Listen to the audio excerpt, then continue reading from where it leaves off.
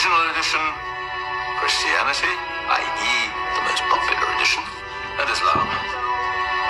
The newer, second most popular edition, Mormonism, i.e. the zany regional spin-off edition.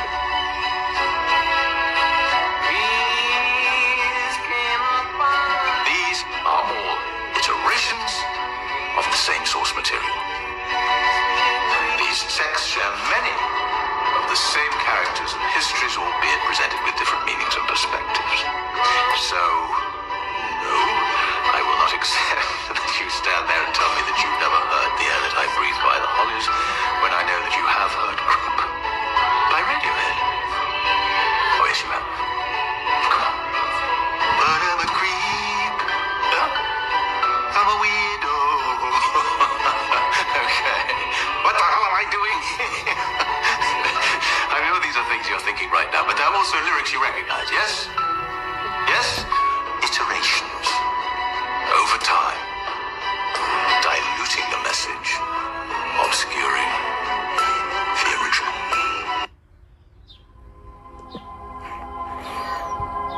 This is Matthews 15:9. But in vain do they worship me, teaching for doctrines the commandments of men.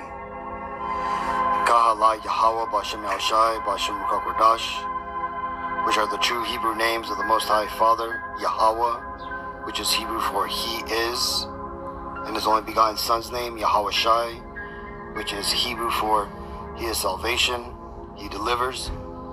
Double honors my teachers, the apostles and elders of Great Millstone. Peace and mercy to the elect, with the house of David reborn again in this generation. And Shalom to the 130 YASHAYA-LA, who today were known as the Negroes, Latinos, and Native Americans, who before losing our true heritage, we were known as, and still are, the true Hebrew Israelites of the Holy Bible. In today's lesson, I just want to go over this clip from a recent movie that came out. I think it's called The Maze or something. It's one of these survival horror movies that came out. But I didn't watch it, but I seen this scene from it, just on the Instagram feed, and I thought it illustrated really well what the truth of the Bible has become. You see, the world, through iterations of the different tellings of organizations and institutions that have come throughout history of what they say the Bible is, the world has been misled, in some cases mistakenly, in other cases more and often purposely, to not understand what the Bible is, right? This is why today you have Christians who believe that everybody can now be included into the salvation of the Lord simply by believing in a man called Jesus, right? And that's not true at all. Okay, the Bible and its true narrative has never changed and never will. Okay, and it doesn't matter how many different iterations of the Bibles or different, man-made religions and doctrines come out, or it doesn't even matter how big they grow and how popular they become, the truth of the Bible will never change. And right now what's happening is that the Lord has returned the truth of the Bible, the true narrative, right, the Holy Spirit, back onto the earth of what the Bible is. This is John 4:22. Ye worship, ye know not what. We know what we worship, for salvation is of the Jews. Now, really I should just say here, the Israelites. But in this case, Yahweh-Shai was telling the woman at the well, who was not an Israelite. She was of the heathen nations that had been moved into the northern kingdom of Israel by the Assyrians, right? Basically one of the Kuthians who had basically dwelt in that land and who had married into our people, but ultimately, she was not an Israelite. Okay, because right here, the Messiah himself, hence the red letters, he made it very plain that salvation is not for everybody. It is simply for the Israelites, the descendants of the man named Jacob, whose name was changed to YASHAYA-LA, right, which ultimately is Israel in English, right, and all his descendants, okay, and that would be starting with his 12 sons and their descendants, okay, that would make up the 12 tribes of Israel today, who were predominantly the Negro, Latino, and Native Americans, and all those whose fathers' lineage just go back to it. Now, we understand through Revelations in chapter 7, I believe, that there are going to be Israelites coming out of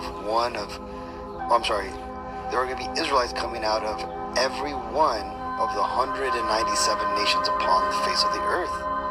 Okay? And why is that? Well, because you see, through God's grand plan, the seed of Israel has mixed in with every one of the 18 biblical nations.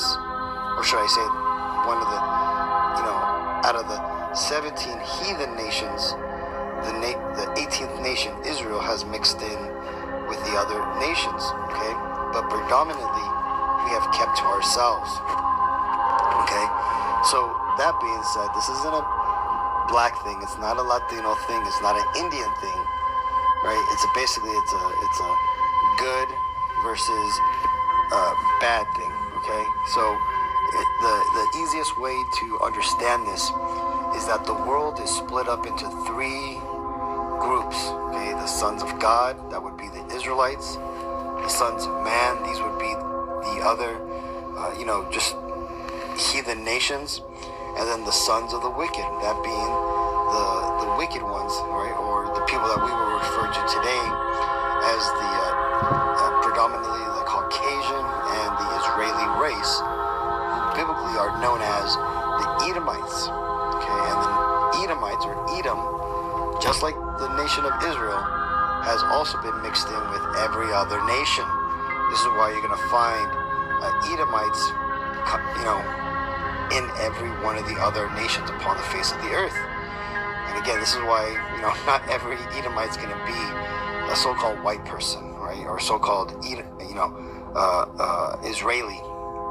But they are predominantly those races.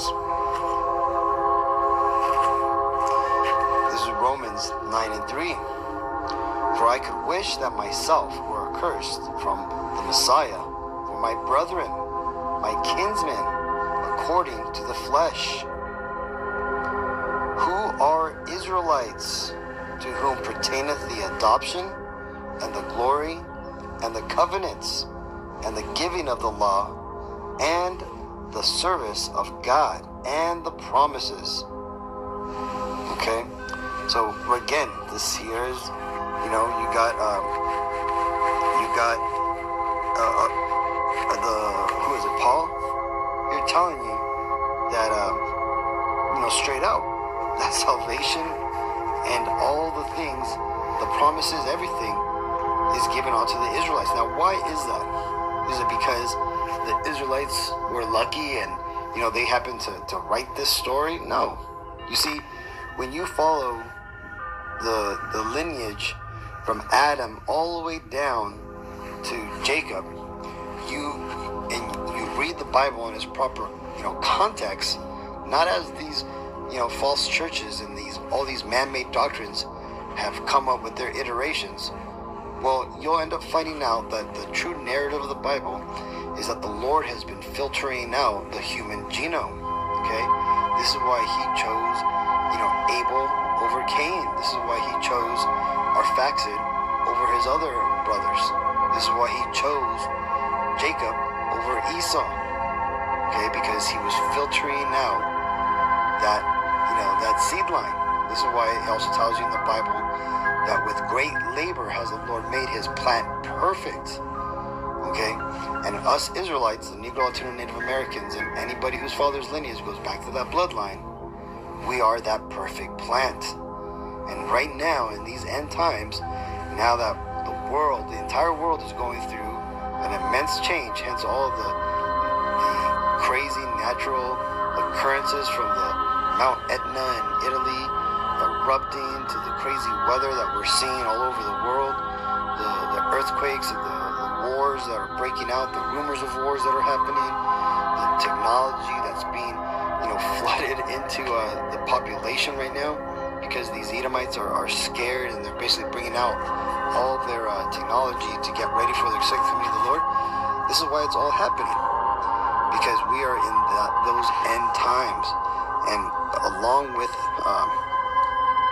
all this stuff happening, the Lord is also waking up the true Israelites. This is why you're having such a grand awakening, a mass awakening of people around the world. Now, here's the thing. This is going to probably trip a lot of people out, but a lot of these people who are waking up and are coming to, profound, understanding of what is going on, the vast majority of these people, even though they may not look like Negro, Latino, Native Americans, are likely going to be Israelites. But here's the difference. You see, many of the Israelites, 2/3, in fact, 2 out of every 3 Israelites that are in the world, again, are going to wake up, or should I say, are not going to come to the ultimate truth, right? They may wake up, but they may get stuck in flat earth doctrine. They may get stuck in, politics. They may get stuck in, just some weird Buddhist, New Age elevation dogma, right? But it's only going to be the elect, the 1/3 of Israel, that is going to wake up fully to the true narrative of the Bible. And if this is you, if you're watching these videos, if you understand what I'm saying, then we got to consider ourselves lucky. Right? What does the Messiah tell the disciples here when he was speaking to the people in parables? Well, it says here, this is Matthew 13:11.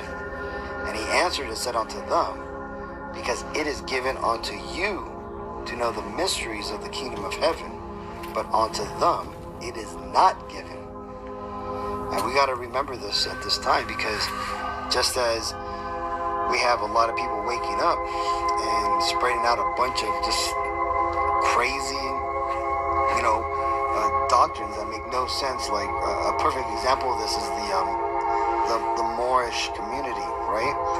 I don't understand how these Israelites, you can't realize that the Moors.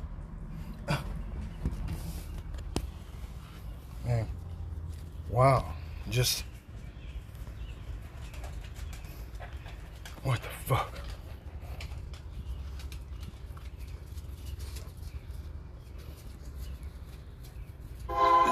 You can't realize that the Moors that came around about, 900, 800 AD, that they don't understand that those were the Israelites who had basically became slaves under the Arabs and the Hamites, and took on their religion so that way they could get some sort of freedom and autonomy in Ishmael's kingdom, right? But just because the Moors happened to set themselves up legally in a way where they're able to maneuver through Esau's system, they think that that's where the ultimate power lies. But you see, that's ultimately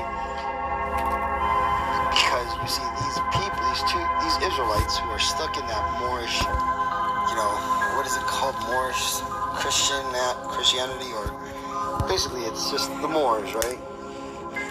They can't get past it because the truth wasn't given on to them, right? Because they have a malicious soul, or they ultimately were just rejected by the Lord. This is why they can't delve a little further into history to realize that the Moors came from a certain group of people, and that those people were the Israelites, okay? But either way, I just saw this scene. I thought it was a great explanation to show just how small iterations to the original can make such a big difference. And that's what we're living in today, is a world of vast iterations of the Bible, which turn the truth of the Bible, which is a heritage of a certain particular group of people, into a man-made, prosperity doctrine for the masses. But again, that's just the way the devil works. He turns the truth into a lie, and the vast majority of the people fall for it because it's shiny and new and sparkles. But what do they say? What's that famous idiom? Not everything that sparkle is gold. So, alright, Akim. Hope this video was edifying. Till next time, I want to give all honor, glory, and praises to Yahweh, Bashem, YASHAYA, Bashem, Rukok, Shalom.